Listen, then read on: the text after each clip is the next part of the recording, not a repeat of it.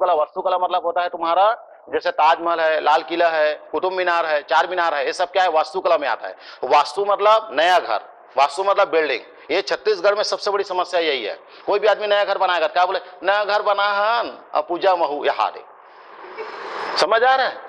सत्यनारायण कथा सुन के जहू सह परिवार रहू, ये छत्तीसगढ़ में। आराम को नवा घर नहीं बोलते उसको क्या बोलते हैं वास्तु।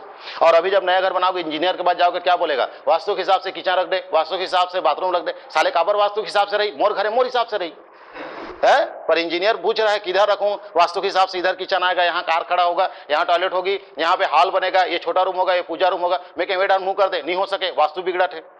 तो साले मोर घर में मोर बस नहीं चलत, तो ज्योतिष के हिसाब से घर बनेगा, तो इसको बोलते हैं वास्तु। तो महाराष्ट्र, मध्य प्रदेश, अदर स्टेट में छत्तीसगढ़ को छोड़ के कोई भी नया घर का पूजा का न्योता देने जाएगा क्या बोलता है मालूम है, फलाना दिन वास्तु है जी, आप सब परिवार आइए। तो इसीलिए ज्ञान उनका अच्छा है और हम लोग भोकवा है। अब आप लाइफ में कभी नौकरी लगोगे, घर बनाओगे ना, कोई मैं सुना सर नया घर बना हूं, वो आवे फलाना दिन, आहू बाद में सोड़ा ही पहले हुई। पहले क्या बोलोगे, वास्तु। सर वास्तु में आइए आप सब परिवार, ऐसा बोलिएगा, और पड़ोसी को भी ले आइए सर बोलना। अब आगे समझ में। तो ये सब चीज को वास्तुकला, आज भी मैं वास्तुकला बोल रहा हूं, कई लोग आज सुन रहे हैं बिल्डिंग बनना को वास्तुकला बोलते हैं करके, आज पता चल रहा है कई लोग को, जबकि आप कॉलेज पास हो। तो वास्तुकला मतलब ताजमहल।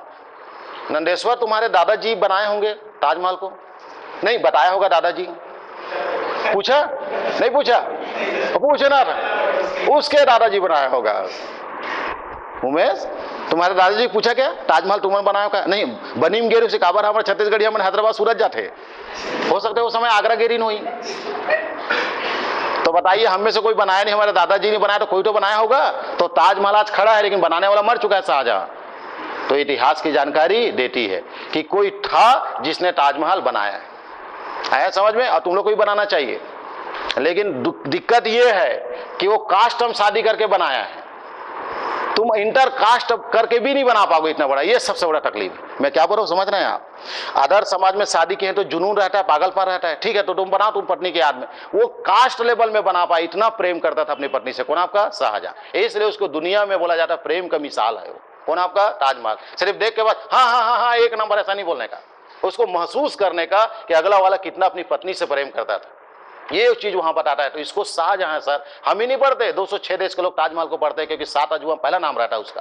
तो बताओ उसको तुम में से हम में से नहीं बनाया, मतलब क्या है, इतिहास की जानकारी देती है। वास्तुकला में आता है, चार मीनार है, कुतुब मीनार है, हम तो नहीं बनाए सब, ये पहले से है, हमको इतिहास की जानकारी देती है। मुद्राएं होता है, मुद्राएं मतलब पैसा, जैसे अशोक सम्राट के साथ में क्या कर्सा पढ़ना, काकनी भाषा, ये सब स्वर्ण मुद्राएं हैं। अब इस मुद्रा को हम लोग नहीं है, आज म्यूजियम में रखा है दिल्ली का, इसको हमारा 4 टकसाल है, मुंबई है, कलकत्ता है, नोएडा है, आपका तुम्हारा इधर क्या है, हैदराबाद है, 4 जगह से क्या छपता है आपका सिक्का, उसमें एक भी सिक्का करसपन नहीं छप रहा है। मतलब इस बात का प्रमाण है हमसे पहले कोई राजा था अशोक नाम का, अशोक सम्राट, वो इस सिक्का को छापा था। ये भी हमको इतिहास क्या देता है जानकारी। शिलालेख होता है, अभिलेख होता है। शिलालेख मतलब पत्थरों में, एरागुड़ी जाइए, पाकिस्तान शाहबाजगढ़ी मानसेरा जाइए, वहां पे लिखा है क्या आपका तुम्हारा खरोष्टी लिपि में, आपको पूरा लिपि मतलब संदेश लिखा हुआ है शिलालेख।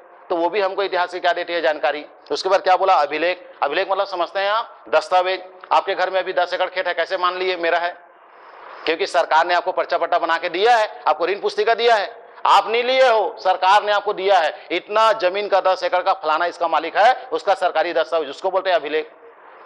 आपको अगर यदि विश्वास नहीं, आपके पर्चा पट्टा कितना पावरफुल है बता देता हूं। आपके गांव में आपके दादाजी 20 एकड़ का कोठार था, बाड़ी, कितना एकड़ का, 20 एकड़ आपके दादाजी का। आपके पापा का उस कोठार में उम्र गुजर गया, तुम्हारा गुजरने वाला है, और तुम बोलोगे सरकार को ये मोर है, दस्तावेज दिखा, अभिलेख दिखा, इसका पर्चा पट्टा दादा के नाम से नहीं है। मतलब तुम सिर्फ वहां पे निस्तारी कर रहे हो, अपनी जीविका चला रहे हो, लेकिन वो 20 एकड़ का मालिक आप नहीं है, क्योंकि आपके पास अभिलेख नहीं है, आपके पास सरकारी दस्तावेज, उस जमीन का पर्चा पट्टा नहीं है, इसको बोलते हैं अभिलेख। आया। तो बताओ ऋग्वेद क्या है, अभिलेख है।